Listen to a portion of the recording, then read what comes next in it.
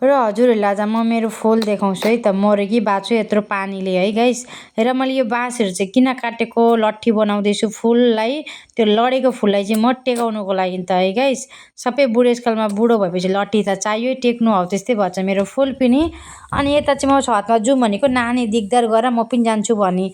अनि म चाहिँ अनि खेलौँ भन्नु थालेँ। अनि ल त एकछिन खेलौँ भनेर कानामा चाहिँ बाउ चाहिँ हामीहरू आमा छोरी आधा घन्टा जस्तो खेल्यौँ। खेल्दा खेल्दा यस्तो हेरेको त आकाश त खतरा भइसक्यो। यो चाहिँ मेरो आफ्टरनुनको इभिनिङसम्मको ब्लग हो यो चाहिँ गाइस। र यस्तो हेरेको त आकाश त खतरा भइछ। भुटानतिर होला पानी पर्दै थियो होला सायद। अनि हाम्रो यता पनि कस्तो कालो हुँदै आउँदै थियो। र म त दोधारमा परेँ। म त अब फुलहरू पनि उयो गर्नु छ होइन गाइस। र 3 जस्तो बजेको थियो। के गरौँ गरौँ अन्त पानी आउँदै गरोस् भन्दै म चाहिँ दाउहरू त्यो बाँसहरू सबै लिएर माथि चढेँ। र मेरो फुलको हेर्नु न, फुल चाहिँ मेरो त्यो चारा जतापट्टि चाहिँ छरिएको छ कि। र मर्छ कि बाँच्छ थाहा छैन। तर अब पानीले कत्तिको कहाँ पुगाउने होइन। फुलहरू त बिजोग भइसक्यो। अनि त्यसपछि यो लडेको फुलहरूलाई चाहिँ म सबै बाँस लगाएर उयो गर्नेछु। र यो चाहिँ मेरो यत्तिको जत्नले गर्दा अझै पनि बाँचिरहेको छ गाइस। जत्न पनि हुनुपर्दो रहेछ। अनि यहाँ यस्तो भइरहेछ अहिले मेरो फुलहरू चाहिँ। अनि यहाँ आएँ म छतमा। र यहाँ हेर्नु न मेरो चाराहरू चाहिँ फुलको सायद बाँच्छ कि बाँच्छ थाहा छैन। यही फुलको चाराहरू हो।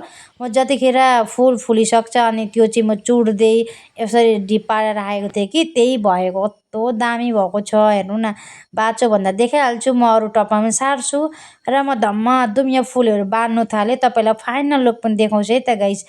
र मेरो जत्नले चाहिँ यत्तिको भइसकेको छ। अन्त यहाँ हेर्नु म सबै बाँधिसकेँ फुलहरू चाहिँ। अनि यो पनि मैले किनेर ल्याएको थिएँ। र यसलाई बुढो बुढो पत्ताहरू सबै भाँच्दैछु। फुलेको फुलहरू सबै चुटाउँदैछु। त्यहीँबाट झन् दामी हुन्छ नि त गाइस। र फुललाई जत्न हुनुपर्दो रहेछ। र मेरो चाहिँ यो भ्लग चाहिँ आफ्टरनुनको इभिनिङसम्मको हो। र मर्निङको अपलोड पनि गरिसकेको छु मैले। र हजुरहरू हेर्न सक्नुहुन्छ यसको अगाडिको पनि भ्लग।